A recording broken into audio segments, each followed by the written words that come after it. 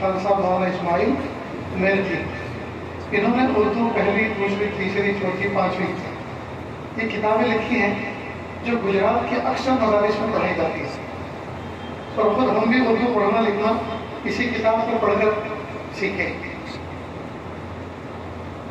تو اردو تیسری کتاب میں ایک حکایت انہوں نے 22 نمبر پر بیان کی ہے، ایک کسان نام کا ایک سبق لکھا ہے، تو میں آپ کو وہ سبق پڑھ کے سناتا ہوں، پھر اس سے ہمیں کیا سبق مل رہا ہے اس پر بات کریں گے۔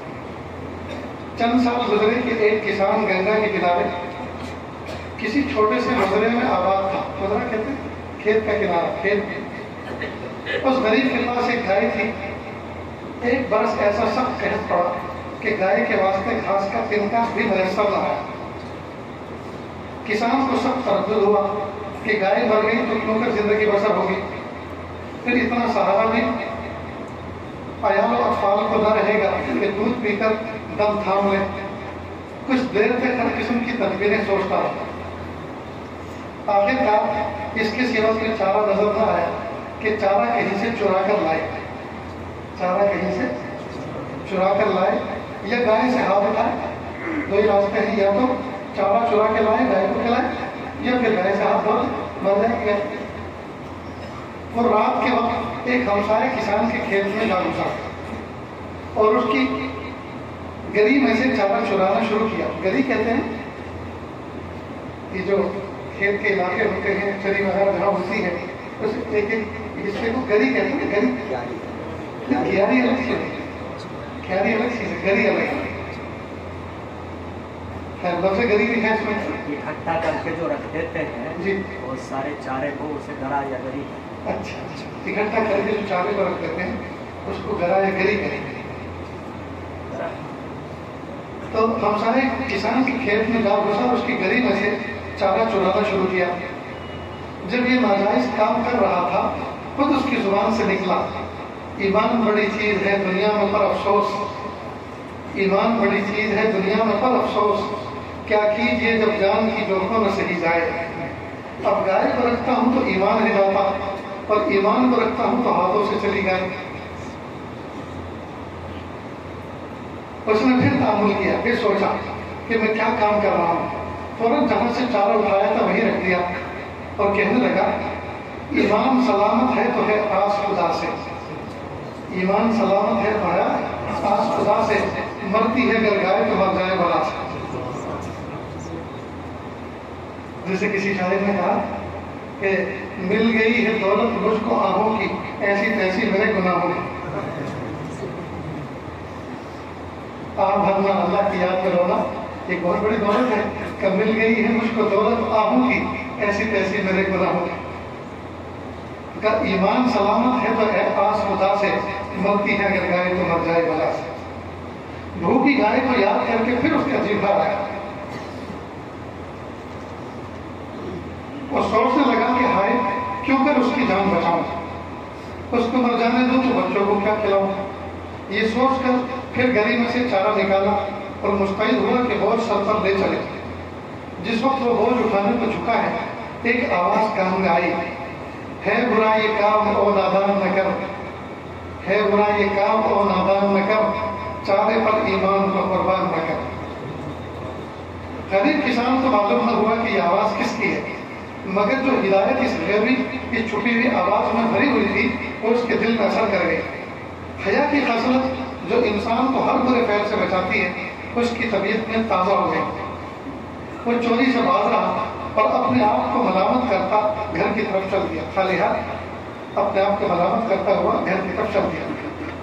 دوسرے دن وہ حیرت زدہ سے رہ گیا جب دیکھا کہ وہی ہمسایہ چلی کا بھاری گٹھا لیے اس کے دروازے پر کھڑا ہے۔ پہلا لفظ جو اس نے کہا یہ تھا، چوری میں کیا دھرا ہے ایمان ہے تو سب کچھ، چوری میں کیا دھرا ہے ایمان ہے تو سب کچھ، لے گائے کی نہ کرنا اے یار فکر اب کچھ۔ وہ بھی عجیب وقت تھا جب غریب کسان کو فوراً معلوم ہو گیا کہ رات کی کارروائی سے میرا ہمسایہ ضرور واقف ہو۔ وہ خاموش تھا مگر شرمندگی اور خوشی کی بھری نگاہوں سے نئے ہمسائے کا شکر ادا کر رہا تھا۔ اتفاق یہ ہوا کہ رات کو اس کا ہمسایہ اپنے کھیت پر موجود تھا۔ اور ایک پوشیدہ جگہ میں بیٹھا تمام ماجرا دیکھ رہا تھا. وہ غیبی آواز اسی ہمسائے کی تھی.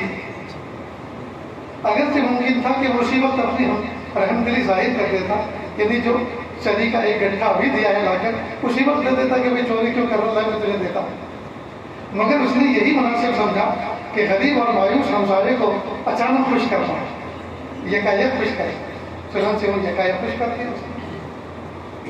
اب اس پورے سبق سے، اس پوری حکایت اور پورے 22 نمبر کے سبق سے ایک سبق یہ ملا، اللہ رب العزت نے ہر مومن کے اندر ایک کیفیت رکھی ہے ایمان کی، اور اس ایمان کی ایک کیفیت حیا.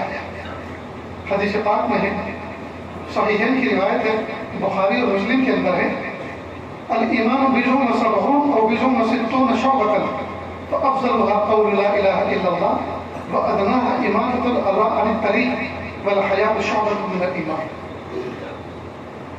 ایمان کے 70 سے زیادہ شعبے ہیں. سب سے بڑا، سب سے پہلا، سب سے بڑا شعبہ ایمان کا کیا ہے؟ لا الہ الا اللہ، کلمہ پڑھنا، توحید و رسالت کا اقرار. جی، افضلها لا الہ الا اللہ وادناها اماطۃ الاذى عن الطریق. اور ایمان کا سب سے چھوٹا شعبہ راستے سے تکلیف دہ چیز کا ہٹا دینا ہے، تکلیف دہ چیز کا ہٹا دینا ہے. والحیاء شعبۃ من الایمان، اور حیاء باطنی، جی یہ بھی ایمان کا شعبہ ہے. حیا اور شرم جو اللہ تعالیٰ کی نافرمانی کرنے سے جو بندے کو روکتی ہے، وہ کیفیت جس کو حیا کہتے ہیں اور شرم کہتے ہیں، جی وہ بھی ایمان کا حصہ ہے. اللہ رب العزت نے حیا اور شرم ایک دولت ہر بندے کے باطن کے اندر رکھی ہوئی ہے. جب انسان کوئی کام ایسا کرتا ہے جو اللہ کی نافرمانی پر مبنی ہوتا ہے، جو اپنے محسن کی نافرمانی پر مبنی ہوتا ہے، تو اندر کی دل کی دھڑکنیں بڑھتی ہیں اور خود آدمی اپنے آپ کو ملامت کرتا ہے تو یہ کام کرا.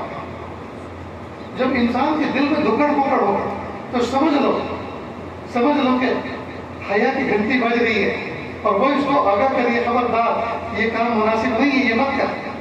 اللہ تعالیٰ نے آٹومیٹک ایک ڈیٹیکٹر اللہ پاک نے انسان کے دل کے اندر، سینے کے اندر فٹ کر رکھا ہے.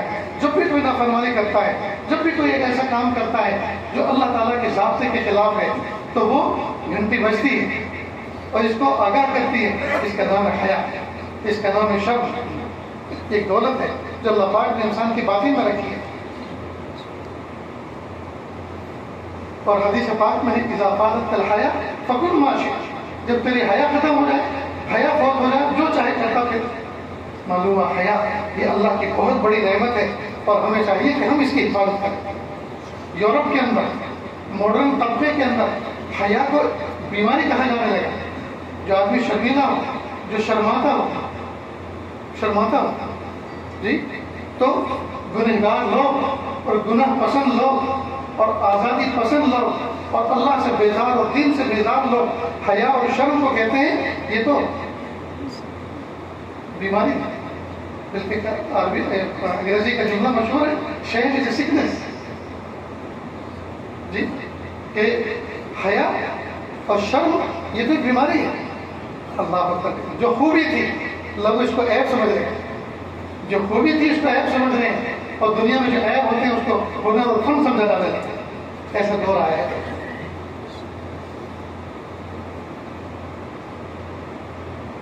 تو حیا انسان کو بہت سارے گناہوں سے بچاتی ہے، انسان کو بہت سارے گناہوں سے بچاتی ہے. تو یہ دولت ہم اللہ تعالیٰ سے بھیک میں مانگے. میرے پیارے اللہ ہماری حیا سلامت رکھنا، اللہ ہماری شرم سلامت رکھنا. اس نعمت سے اور اس ایمان کے شعبے سے نہ جانے ہم کتنے پاپ سے بچے ہوئے، نہ جانے کتنے گناہوں سے ہم بچے ہوئے. میرے پیارے اللہ اس کو سلامت رکھنا.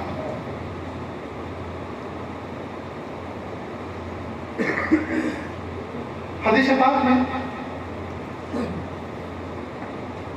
ترمذی شریف کی روایت ہے، اللہ کے محبوب صلی اللہ علیہ وسلم فرمایا اتق اللہ حیث ما کنت. آپ اللہ تعالیٰ سے ڈریں، اللہ تعالیٰ سے ڈریں، شرم کریں.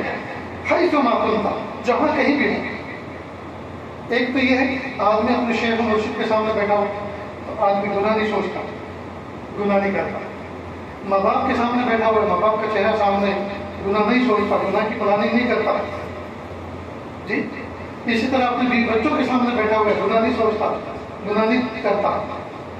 لیکن تنہائی میں کمرہ بند ہو اور انٹرنیٹ کا کنیکشن موجود ہو، پھر تو شیطان کو شرما دینے والے کاموں کا ارتکاب کرتا ہے. اسی طرح کہیں ہوٹل کا بند کمرہ ہے، وہ گناہ کرتا ہے.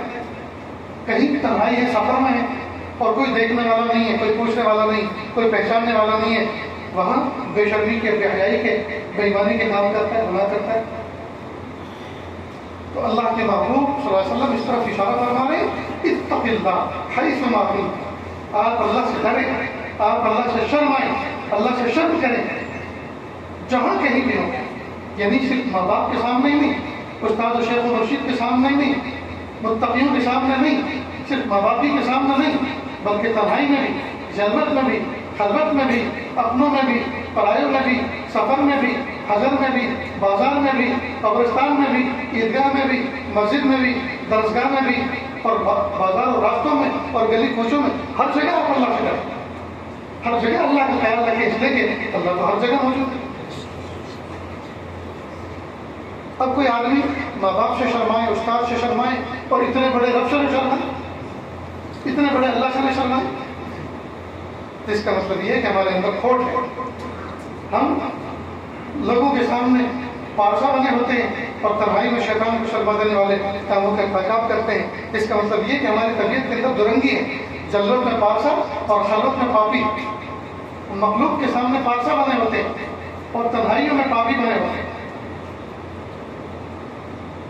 اس لیے دوستو آج کے دور میں سیل فون کا صحیح استعمال اور صرف جائز استعمال اور بقدر ضرورت استعمال کر کے اس کو بند کر دینا، اس کو اپنے سے دور کر دینا، یہ بھی بہت بڑی ولایت کا مقام،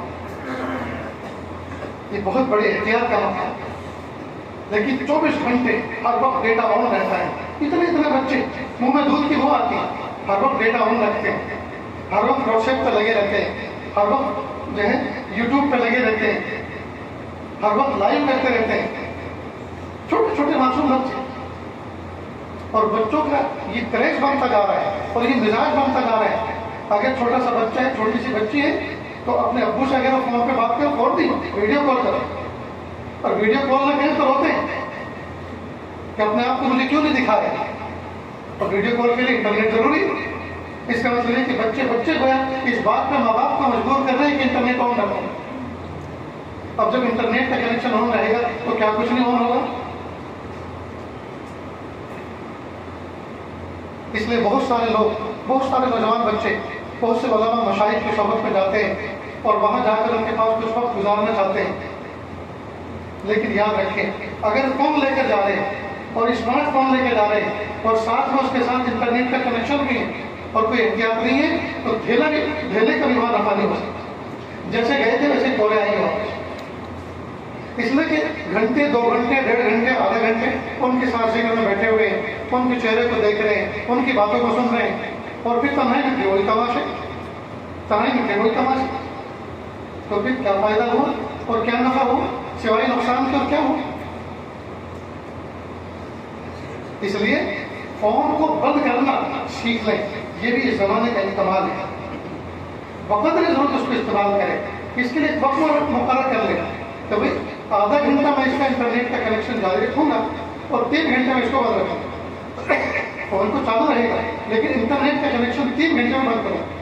3 گھنٹے کے بعد پھر میں 10 منٹ کے لیے چالو کروں گا اور جو کچھ پوسٹ دیکھنی ہے اس کو دیکھوں گا، جو بھی روانہ کرنی اس کو روانہ کروں گا، اور پھر میں 2 گھنٹے 3 گھنٹے کے لیے بند کروں گا.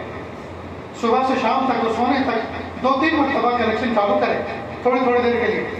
اگر اس طرح کرے گا تو کچھ مطالعہ بھی کر سکے گا، ذکر بھی کر سکے گا، تلاوت بھی کر سکے گا، روحانی ترقی بھی کر سکے گا، اور کچھ کام میں دھیان بھی لگا سکے گا.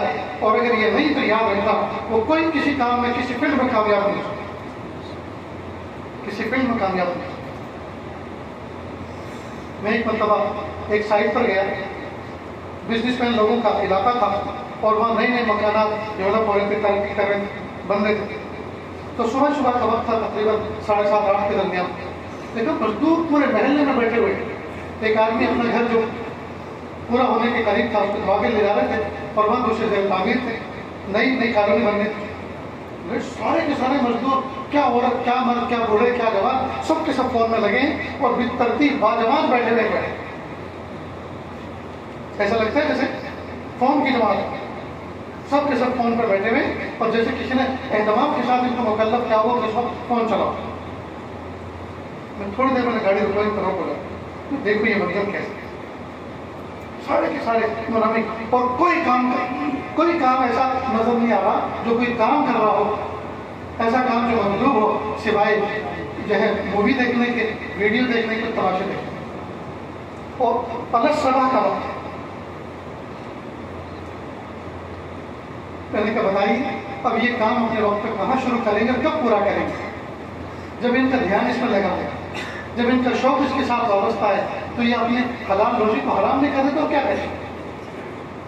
نئی ڈیوٹی شروع کریں، کام شروع نہیں کریں، کھیل تماشے میں لگے. اور تو یہ آج کئی مرتبہ حرمین شریفین جاتا ہے، کیا پولیس والے، کیا ملٹری والے، کیا ایکس رے مشین پر بیٹھنے والے، سب کے سب فون میں لگے. وہ اسکرین کم دیکھ رہے ہیں جہاں سے سامان پاس ہو رہا ہے، کیا جا رہا ہے، کون کیا لا رہا ہے، اس کو کم دیکھ رہے ہیں اور اپنی اسکرین کو زیادہ دیکھ رہے ہیں. مسکرا بھی رہے ہیں، تاثر بھی دے رہے ہیں کہ میں اس کو دیکھ رہا ہوں تو ان کے اوپر کا تاثر کیا ہے وہ بھی سمجھ میں آ رہا ہے. ریلوے اسٹیشنوں پر دیکھو اور کھڑکی سے دائیں بائیں دیکھو، جتنے بھی افراد اسٹیشن پر بیٹھے ہوئے کوئی بھی فارغ نہیں ہے، سب کے سب فون میں لگے ہوئے. اور تو بھیک مانگنے والے فقیر وہ بھی فون لے کے بیٹھے ہوئے، اسمارٹ فون لے کے بیٹھے. رات کے وقت میں نے خود اپنی آنکھوں سے ان فقیروں کو دیکھا جو دن بھر بھیک مانگ کر ایک دانے کے محتاج ہوتے ہیں، بھیک مانگ کی زندگی گزارتے ہیں. 3 4 فون کو سامنے رکھے ہوئے اور پکچر دیکھ رہے ہیں اور سارے کے ساتھ کو دیکھ رہے ہیں. دوستو ہم کہاں جا رہے ہیں؟ ہمیں کس نے خرید لیا؟ ہم کس کے بن کر ہو کر رہ گئے؟ ہم کس لیے آئے تھے؟ ہم کر کیا رہے ہیں؟ ہمیں جانا کہاں ہے؟ اور وہاں کی ہم نے تیاری کیا کی ہے؟ اور وہاں اللہ کو منہ دکھانا ہے، خالی دامن کیسے جائیں گے؟ یہ وہ سوالات ہیں جو ہمارے دل میں اٹھنے چاہیے. افسوس کی بات ہے ہم سب کے سب اس سے غافل ہو گئے ہیں اور 1000 2000 4000 کے فون نے تو ہماری کل کائنات کی زندگی خرید کر رکھی ہے. ہمیں کسی کام کا نہیں چاہیے. باپ نہ باپ رہا، ماں نہ ماں رہی، بیٹا نہ بیٹا رہا، بیٹی نہ بیٹی رہی، سب کے سب جو ہے فون کے ہو کر، انٹرنیٹ کے کنیکشن کے ہو کر رہے. کوئی بھی توجہ کے ساتھ نہ ذکر کر رہا ہے، نہ تلاوت کر رہا ہے، نہ اللہ کی طرف متوجہ ہو رہا ہے، نہ فکر آخرت ہے، نہ ذکر آخرت ہے، نہ شوق آخرت ہے، نہ خوف آخرت ہے، نہ اللہ کے سامنے جواب دہی کا خوف ہے، نہ کوئی تیاری. کچھ بھی تو نہیں دوست. ہم کیسے اجنبی ہو گئے؟ ہم کیسے پرائے ہو گئے دوست؟ کتنی بری بات ہے، کتنی بری بات ہے. کئی مرتبہ اس طرح کے مجمع جہاں بیٹھے ہوئے ابھی بھی اس وقت میں نہ جانے کوئی نہ کوئی دائیں بائیں چھپ کر کہیں نہ کہیں انٹرنیٹ پہ لگا ہوا، فون میں لگا ہوا. یہ چیز عام ہوتی جا رہی ہے. تو ہم دل کی تو فکر کر ہی رہے، اس کو تو ویران کرنے کی فکر ہے، ویران کرنے کے اترے ہوئے. حلال کمائی کما کر اور انٹرنیٹ پر اسمارٹ فون پہ لگا کر خرچ کر کے اپنی حلال کمائی کے ذریعے سے حرام کام کرنے کو اس کو خرچ کرنے اور لگا دیں. دوستو اس کو بہت برا سودا کیا. ہمیں اس بارے میں تنہائیوں میں بہت زیادہ تدبر و تفکر کرنے کی ضرورت ہے. ہم اپنے آپ کو اس فون سے کس طرح دور رکھیں؟ یہ ہمارا دوست ہے یا دشمن؟ اس نے ہمارا لوٹا ہے یا ہمیں کچھ دیا ہے؟ اس پر ہمیں مراقبہ کرنا چاہیے، اس پر ہمارا احتساب ہونا چاہیے. ہم اپنی باز پرس کریں اس پر کہ ہم نے فون کو کتنا وقت دیا، قرآن پاک کو کتنا وقت دیا، فون کو کتنا وقت دیا، ذکر و اذکار و تسبیح کو کتنا وقت دیا، فون کو کتنا وقت دیا، اور کتاب کو کتنا وقت دیا، فون کو کتنا وقت دیا، ماں باپ کی خدمت کو کتنا وقت دیا. تو آٹومیٹک ججمنٹ نکل آئے گا کہ ہم نے تو 0/0 کچھ بھی نہیں کیا، کچھ بھی نہیں. کتنے نوجوان آپ کو اس مل جائیں گے جو سر پکڑ کے بیٹھے ہوئے، کیا بات سر بہت درد کر رہا ہے، کیونکہ کام کرنے کے لیے کہیں بھی گھر پہ ہی تھا، سر درد کر رہا ہے. یہ علامت اس بات کی کہ فون میں دماغ پاشی کی، فون میں ڈھکماری کی، اس لیے سر درد کر رہا ہے. دل ویران ہو چکے ہیں دوستوں، دل اجڑ چکے ہیں، روح کمزور ہو چکی ہے، ایمان بالکل پھسپھسا ہو چکا ہے، کچھ بھی تو نہیں رہا، ریت کے ڈھیر بن چکے ہیں. نہ کوئی احساس ہے، نہ عزم ہے، نہ ارادہ ہے، نہ کوئی فکر ہے. جس کو دیکھو بس یہ تماچے جیسے ہاتھ میں لے کے پھر رہے. اور اسی میں لگے. نماز میں جتنی دیر کھڑے رہے بس یہ مجبوری ہے کہ اس کو کچھ کر نہیں سکتے, ورنہ اگر بس چلے تو نماز میں بھی ایک آدھ مرتبہ تو دیکھ ہی لیں. چنانچہ حرمین شریف میں ہر طرح کے لوگ ساری دنیا کی جمع ہوتے ہیں. میں نے خود نماز کی حالت میں میرے پڑوس میں ایک بڈھا بیٹھا ہوا ہے اور سجدے کی حالت میں جیب میں جانے لگا. میں جانے کیسے نکالا فون, نکال کے کہہ ہلو اسل دی, ہلو بھی نہیں, ہلو اسل دی. میں نماز پڑھا اپنی جیب میں رکھ لیا اور اس کی نماز ایسی پاورفل کو ایسا نہیں پڑا, ٹوٹی نہیں.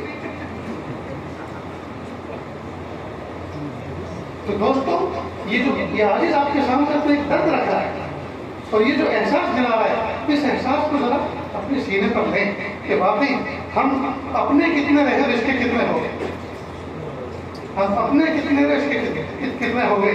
اس سے ہم نے مثبت چیزیں اور اس سے فائدے کی چیزیں ہم نے کون کون سے لی اور اس میں نقصان میں پڑ کر ہم نے کیا کچھ پایا. اس کا محاسبہ کچھ ہونا تو چاہیے. لیکن افسوس کی بات ہے ذرہ برابر اس کو کوئی آدمی برا نہیں سمجھا. ایک تو یہ ہوتا ہے کہ آدمی کوئی برائی کر رہا ہے اور اس کو اس بات کا احساس ہے, اس کا مطلب یہ کہ باطن اس کا زندہ ہے, گاڑی پٹری پر ہے, لیکن احساس سے ختم ہو چکا ہے, احساس سے ختم ہو.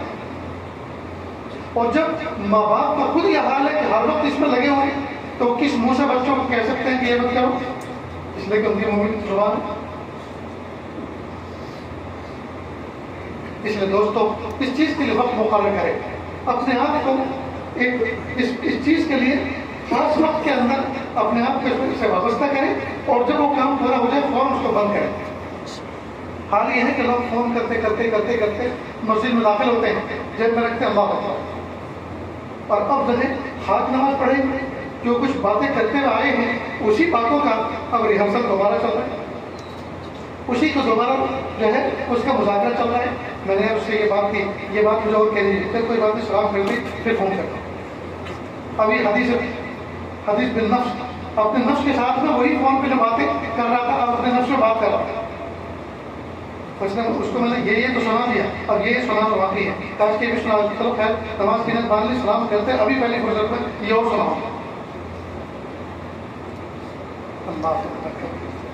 دوستو میں نے اسی فون پر حرم پاک کے اندر باوضو آپ کے سامنے بیٹھا ہوں, ایک شخص کو حرم مکہ مکرمہ کے اندر صحن حرم میں گالی دیتے ہوئے اپنے وطن میں, اور اپنے ہی علاقے کا کوئی تھا کیونکہ وہ مشدد زبان بول رہا تھا, اسی علاقے کا کہیں تھا,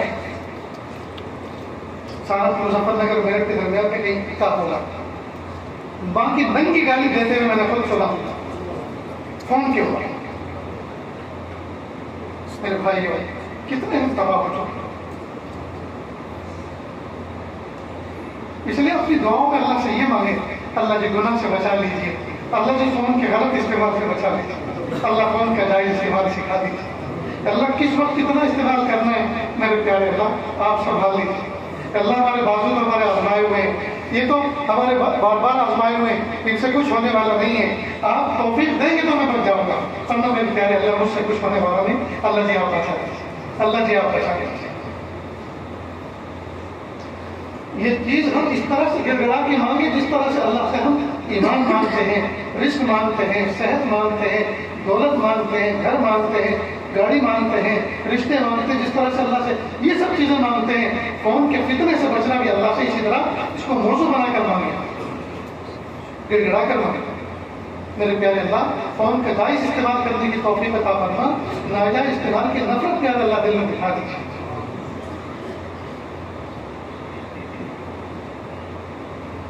تو حدیث پاک میں اللہ کے محبوب صلی اللہ علیہ وسلم فرمایا اتق اللہ حیث لا کنت, آپ اللہ سے ڈریں جہاں کہیں بھی آپ ہیں, ہر جگہ اللہ سے ڈریں.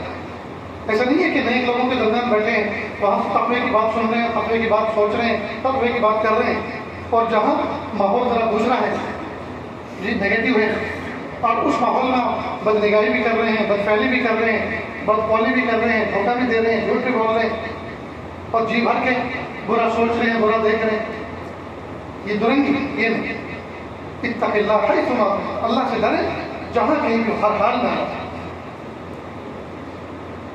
لہٰذا دوستوں آج کے دور میں حرام کمائی عام ہو گئی, جھوٹ اور دھوکہ عام ہو گیا, بے حیائی چاروں طرف پھیل رہی. اس کی بنیادی وجہ یہ ہے کہ اللہ تعالیٰ کا خوف، اللہ کا ڈر، جو حیا ہمارے دل کے اندر ہونی چاہیے تھی، وہ ختم ہے. اب اس کا حل کیا؟ اس کو ہم دوبارہ ریسٹور کیسے کریں؟ اس حیا کو ریسٹور کیسے کریں؟ یہ سیکھنا چاہیے. اللہ تعالیٰ نے مومن کو ایک نور عطا فرمایا ہے. کوہنی زمین ہاتھوں کے اندر ہے، چہرے پر ہے، سر پر ہے، پیروں پر ہے. یہ اعضائے وضو جو ہے، ان کے اوپر اللہ نے ایک نور عطا فرمایا ہے وضو کی برکت سے. جب آدمی کا وضو ٹوٹتا ہے تو یہ نور رخصت ہو جاتا ہے. یہ نور اعضائے وضو سے اڑ جاتا ہے، رخصت ہو جاتا ہے. اب یہ اس نور کو دوبارہ کنیکٹ کرنا، اس نور کو دوبارہ ریسٹور اگر کرنا، تو اللہ رب العزت نے آسان طریقہ یہ بتایا کہ آپ اعضائے وضو کو خاص طریقے سے پانی کے ساتھ بیٹھ کر بسم اللہ کر کے آپ کھولیں تو یہ نور ہم دوبارہ عطا کر دیں. تو جب بندہ وضو کرتا ہے تو دوبارہ یہ اعضاء نورانی ہو جائے. اور جب زندگی بھر وضو بندہ کرتا رہتا ہے تو یہ اعضائے وضو قیامت کے دن جگمگ جگمگ چمکیں گے، اور انہی اعضائے وضو کے چمکنے سے حضور پاک کی امت کی پہچان ہوگی. تو جب وضو ٹوٹتا ہے تو دوبارہ اس کو ریسٹور کیا جاتا ہے، دوبارہ جوڑا جاتا ہے. تو جب ہماری حیا ختم ہو گئی، جب ہمارے اندر بے حیائی آ گیا، جب ہمارے اندر جھوٹ آ گیا، جب ہمارے اندر دھوکہ دہی آ گئی، یہ سب چیز آ گئی، اس کا مطلب یہ کہ اندر کی مایا کچھ لٹ چکی. اب اس کو دوبارہ ریسٹور کیسے کریں؟ اس کا حل ذرا سمجھ لیں. اللہ تعالیٰ سے اللہ کا خوف مانگے. میرے پیارے اللہ، اپنا وہ خوف جس کے ذریعے سے میں گناہوں سے بچ سکوں، پیارے اللہ وہ خوف میرے دل میں پیدا کریں. یہ چیز اللہ سے دعا میں مانگے. نہیں، اس قرآن پاک کی ایک آیت اللہ پاک فرماتے ہیں الم یعلم بان اللہ یرا، کیا وہ نہیں جانتے بے شک اللہ تعالیٰ اس کو دیکھ رہے. اگر کوئی بندہ یہ کہہ دے آپ کوئی شرارت کر رہے ہو یا نازیبہ حرکت کر رہے ہو یا مستی میں کوئی ایسی جگہ جلا رہے ہو کہ سب دیکھ کے آپ کو ہنس رہے ہو، اور کوئی آہستہ سے کہہ دے تیرے پیچھے کیمرہ لگا ہوا ہے وہ تجھے دیکھ رہا ہے، تو آدمی ایک دم سے ٹھیک ٹھاک بنائے گا کہ نہیں؟ کہ کیمرہ لگا ہے اس کا مطلب ہے کہ ریکارڈ بھی ہو رہا ہے، اور کہیں کنٹرول ٹاور میں مجھے دیکھا بھی جا رہا ہے، مجھے واچ بھی کیا جا رہا ہے، تو پھر پہلے سے زیادہ سنجیدہ ہونے کی کوشش کرے گا کہ نہیں کرے گا؟ ایک آدمی انسان کے اندر یہ طبیعت ہے، اگر جھونکا مار رہا ہے اور کس نے کیوں جھونکا مارا تو وہ ادھر کوئی مار کے دکھاتا ہے، یہ سوچتا ہے کہ نہیں یہ جھونکا نہیں، یہ تو ایسے ہی پیروں بنا ہوتا ہے. جیسے کوئی آدمی اگر بس میں سے کہیں گر جائے تو پیچھا ہوا جھاڑ کے کھڑا ہوتا ہے، کہتا اچھا مجھے یہیں اترنا، تو یہ نہیں کہتا میں گر گیا مجھے چوٹ لگی، بلکہ اپنی جھینس کو ختم کرتا ہے بہانہ بنا کے کہ اچھا ہوا یہیں اترنا تھا، بس والا روکنے والا تو تھا نہیں، اللہ نے انتظام کرتے ہیں اتر گیا. ارے اترنے گیا دکھ گیا، چوٹ لگی ہے تجھے لگا کے آئیلیٹس لگوانا. تو انسان کی طبیعت ہے کہ وہ اپنی غلطی کو جلدی سے تسلیم نہیں کرتا، بلکہ وہ کسی دوسرے پیرائے میں اس کو بیلنس کرنے کی کوشش کرتا ہے.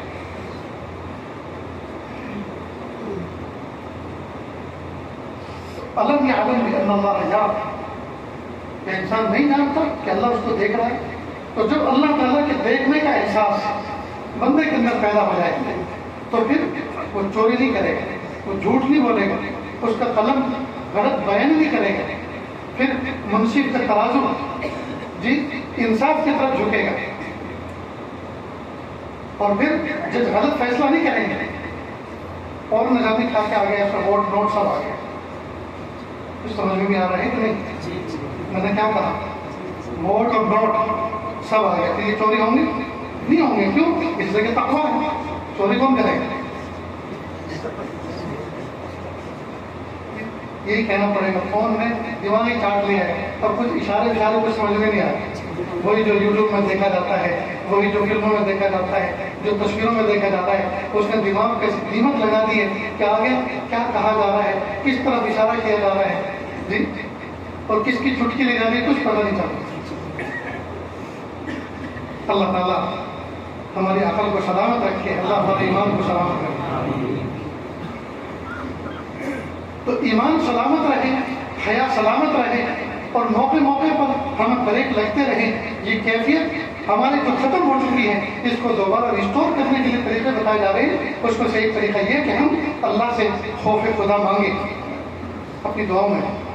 دوسرا قرآن پاک کی اس آیت کا مراقبہ کریں. الم یعلم بان اللہ یرى, کہ انسان جانتا نہیں ہے اللہ اس کو دیکھ رہے, اس زبان سے بول رہے ہیں اللہ تعالیٰ اس پر بھی گواہ ہے, جو کانوں سے سن رہے ہیں اللہ اس کو بھی دیکھ رہے ہیں, جو آنکھوں سے دیکھ رہے ہیں اللہ اس کو بھی دیکھ رہے ہیں, جو سوچ رہا ہے, جو گناہ کی پلاننگ یہ کر رہا ہے اللہ اس سے بھی واقف ہے. الم یعلم بان اللہ یرى. تو جب یہ معاملہ ہے تو پھر بھلا بندہ کیسے بچ سکتا ہے؟ کہتے ہیں کہ ایک شیخ نے اپنے مرید کو خلافت دی. اب دوسروں کا اعتراض ہوا کہ حضرت آپ نے چھوٹی سی عمر میں اس کو خلافت دے دی اور اس سے زیادہ دوسرے مستحق تھے. تو انہوں نے سب کا ایک امتحان دیا, سب کو ایک ایک مرغی اور کہا کہ جاؤ اس کو ایسی جگہ ذبح کر کے لاؤ جہاں کوئی دیکھ نہ رہا. تو کوئی درخت کی اوٹ میں جا کر بسم اللہ اللہ اکبر کر کے لایا, کوئی دیوار کی اوٹ میں جا کے بسم اللہ اللہ اکبر, کوئی چٹان کی اوٹ میں جا کر بسم اللہ اللہ اکبر کر کے لایا. تھوڑی دیر میں سب کے سب لے کر آئے اور جس کو خلافت دی تھی وہ ایسی زندہ لے کر آیا. اللہ کے بندے, میں نے کہا کہ کہیں ایسی جگہ ذبح کر کے لاؤ جہاں کوئی دیکھ نہ رہا ہو, تو کوئی جگہ ہی نہیں ملی. حضرت آپ نے یہ فرمایا تھا جہاں کوئی دیکھ نہ رہا ہے, لیکن اللہ تو ہر جگہ دیکھ رہے ہیں. جہاں بھی میں گیا مجھے اللہ دیکھتے ہوئے نظر آئے. مجھے اس بات کا احساس ہوا کہ اللہ تو دیکھ رہے ہیں. اور شیخ نے تو یہ قید لگائی ہے جہاں کوئی دیکھ نہ رہا تھا, اس لیے میں تو ایسے لے کر آ گیا. شیخ نے پھر سب سے کہا اس خوبی کی وجہ سے اس کا دل بیدار ہو چکا ہے, اس خوبی کی وجہ سے اس کو یہ دولت دی, اس کو یہ نعمت دی ہے, یہ ذمہ داری اس کو دی ہے. یہ تمہارے اندر ابھی تک یہ حاصل نہیں, یہ پیدا نہیں ہو سکی. تو دیوا بنتی تو یہ درست کر کے لایا, مجھے تو صرف پلے لگانا تھا. بہرحال ہم اللہ تعالیٰ سے دعا کر کر کے اس چیز کو مانگیں. میرے پیارے اللہ, خوف خدا, وہ خوف خدا جو مجھے گناہوں سے روک دے, جو خیانت سے روک دے, دھوکے سے روک دے, گناہوں سے روک دے. میرے پیارے اللہ عافیت کے ساتھ وہ دولت مجھے عطا فرما. نہیں, تنہائی میں اللہ کو کثرت سے یاد کریں. تنہائی میں اللہ کو کثرت سے یاد کریں. تنہائی میں جہاں کوئی دیکھ نہ رہا وہاں ذکر کریں, وہاں ذکر کریں. ایک حدیث ہے, اللہ کی محبوبہ سے فرمایا سبعۃ یظلهم اللہ یوم لا ظل الا ظل عرشہ. 7 افراد وہ ہیں قیامت کے دن جب عرش کوئی سایہ نہیں ہوگا, عرش کے سائے کے سوا اللہ تعالیٰ وہاں ان کو جگہ دیں گے. ان 7 میں سے ایک شخص کون ہوگا؟ رجل ذکر اللہ خالیا ففاضت عیناہ.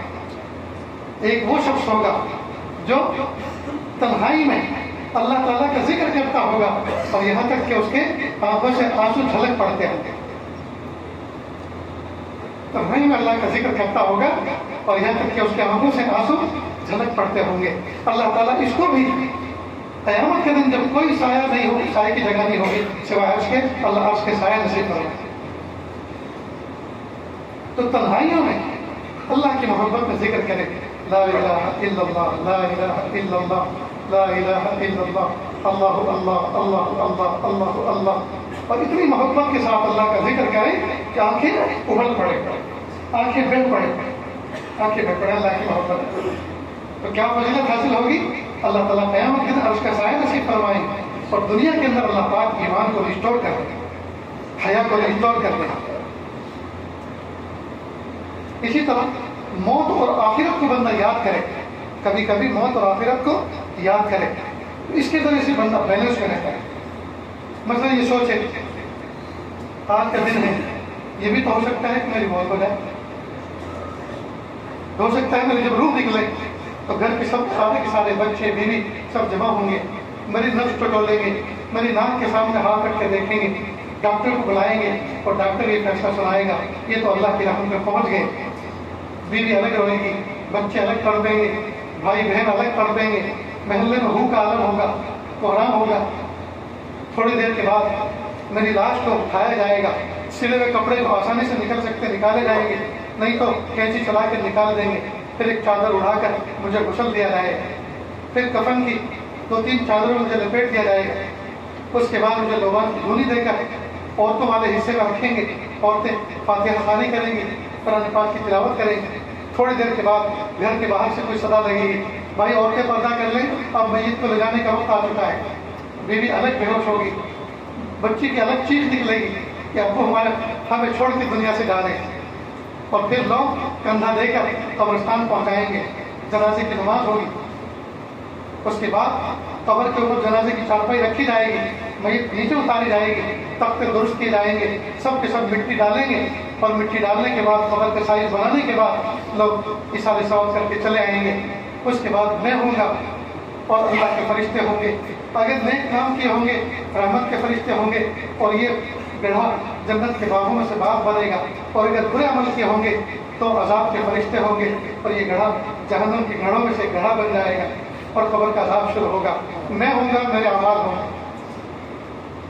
آدمی تنہائی میں اس کو سوچے, جب سوچے گا آنکھیں بہہ پڑیں گے, ہاتھ اٹھائیں گے اور کہیں گے پیارے اللہ میں بہت بڑا پاپی, بہت بڑا مجرم ہوں, اللہ جی آپ مجھے معاف کر, اللہ جی آپ مجھے معاف کر.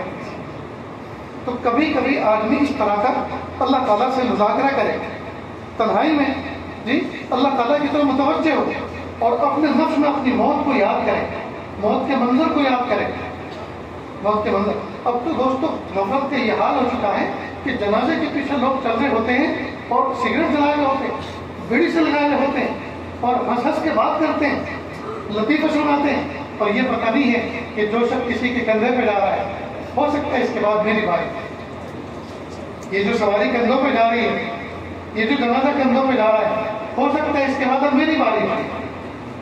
اس کو اس بات کا احساس نہیں ہوتا. کتنی بڑی غفلت کی بات ہے.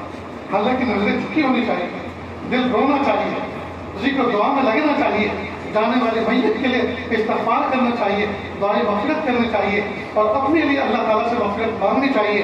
یہ تو اس سے بہتر موقع اور کیا ہو سکتا ہے موت کو سمجھنے.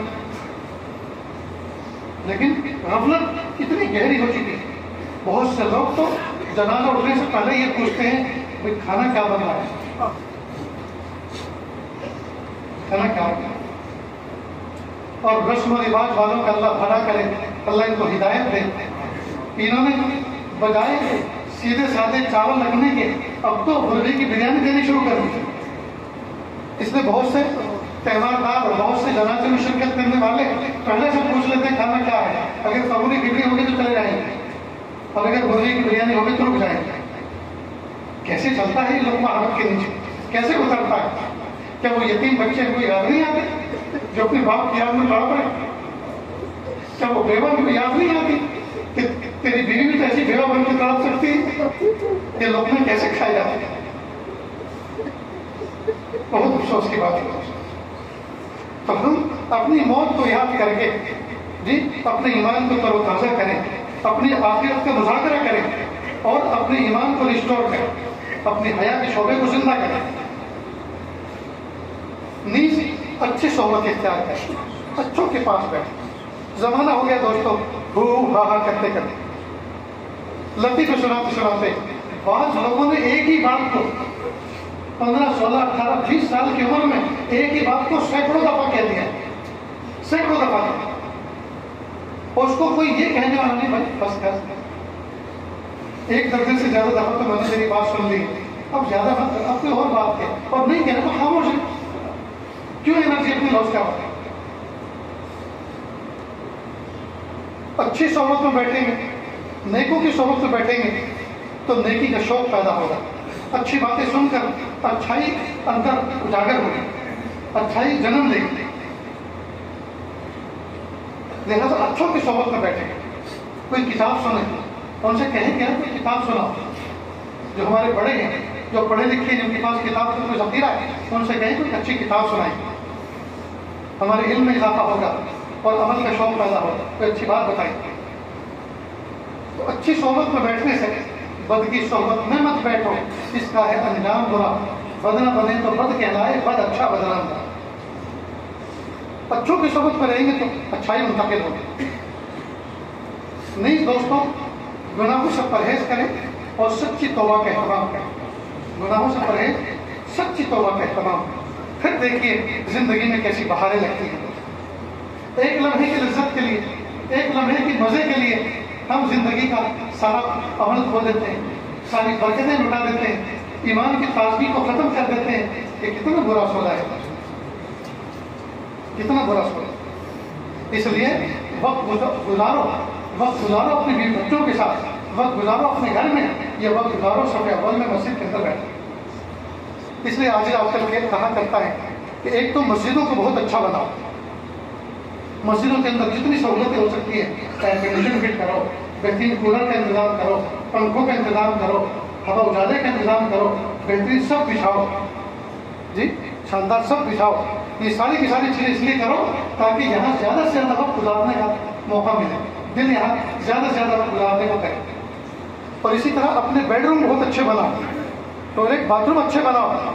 یا تو دل لگے اپنے گھر میں یا دل لگے اللہ کے گھر میں. اس کے علاوہ پھر تو کسی اور جگہ کے چکر میں، کسی اور جگہ کے چکر میں تو کریں گے نا دوستوں انشاءاللہ. تو ہم اس چیز کو اپنے دل کے اندر پیدا کریں، اس احساس کو اپنے اندر پیدا کریں کہ علم یعلم بان اللہ یرا، کہ انسان نہیں جانتا بے شک اللہ تعالیٰ اس کو دیکھتے ہیں. ان ربک لبالمرصاد، بے شک تیرا رب تیری گھات میں ہے، بے شک تیرا رب تیری گھات میں ہے، تجھے غور سے دیکھ رہا ہے. اس آیت کے اندر وعدہ بھی ہے اور وعید بھی. وعید تو ہے گنہگاروں کے لیے اور وعدہ ہے مومنوں کے لیے کہ مومن جو نیک عمل کر رہے ہیں، تسبیحات پڑھ رہے ہیں، ذکر و اذکار کر رہے ہیں، مطالعہ کر رہے ہیں، اچھی باتیں کر رہے ہیں، اچھی باتوں کا مذاکرہ کر رہے ہیں، تو اللہ تعالیٰ ان سے وعدہ کر رہے ہیں کہ میں تمہارے ان سب کاموں کو دیکھ رہا ہوں اور بغور دیکھ رہا ہوں اور میں ان سے واقف ہوں. اور جب تم یہ سب کر رہے ہو تو میرے اوپر تمہیں اجر دینا میرے اوپر لازم ہے، میں تمہیں اس کا بدلہ دے کر رہوں گا. تو مومن کے لیے تو وعدہ ہے اور کافر کے لیے اس میں وعید ہے، گنہگار کے لیے اس میں وعید ہے کہ جو تم گناہ کے کام کر رہے ہو خبردار تم میرے نشانے پر ہو، میری گھات میں ہو، میں تمہیں ابھی بھی ہلاک کر سکتا ہوں اور بعد میں بھی ہلاک کر سکتا ہوں، ابھی بھی تمہیں اس کی سزا دے سکتا ہوں، لیکن میں تمہیں طرح دیتا ہوں، موقع دیتا ہوں، ابھی بھی سمجھ جاؤ، توبہ کر لو، استغفار کر لو، کلمہ پڑھ لو. ورنہ یاد رکھنا دنیا میں نے صحیح تو آخر کو تمہیں اس کا بدلہ دیکھنا پڑے. تو کافر کے لیے وعید ہے اور مومن کے لیے آیت میں وعدہ ہے. تو ان آیتوں کے مفہوم کو ہم سامنے رکھیں اور جو باتیں آپ کے سامنے پیش کی گئی ہیں ان کو دل و دماغ میں نقش کر لیں، محفوظ کریں اور اللہ سے کہیں میرے پیارے اللہ جو باتیں بتائی جاتی ہیں، کہی جاتی ہیں، سنائی جاتی ہیں، پیارے اللہ ان پر عمل کرنے کی ہمیں آپ کے ساتھ توفیق بھی عطا فرما دیجیے. وآخر دعوانا الحمدللہ.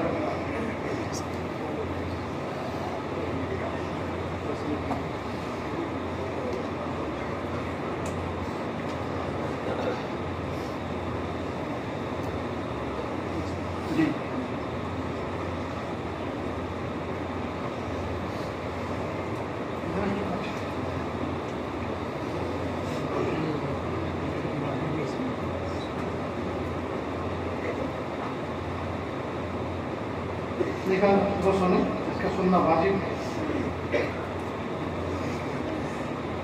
یہ وکیل کون ہے؟ منفعت علی ابن نادر علی بجھیڑا کلا رضی اللہ عنہ. یہ وکیل ہے. تو وکیل آگے والے پیچھے والے اور گواہ بھی آپ دونوں گواہ ہیں. بچی نے اجازت دے دی، نکاح پڑھا دیا جائے. دلہا کہاں ہیں؟ عدنان آپ.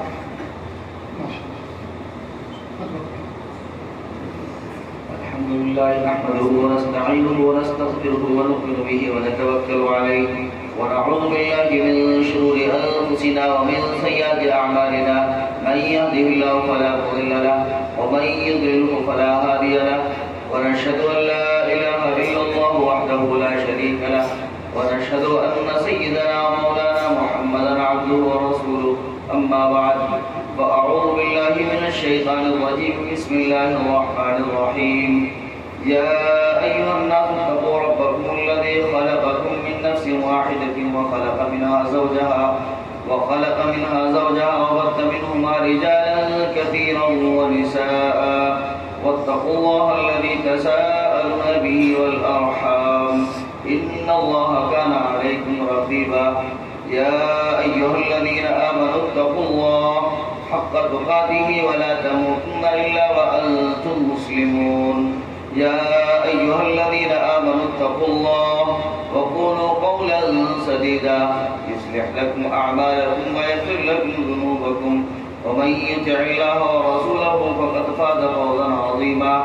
قال رسول الله صلى الله عليه وسلم يا معشر الشباب من استطاع منكم الباءة فليتزوج فإنه أغض للبصر وأحسن للفرج.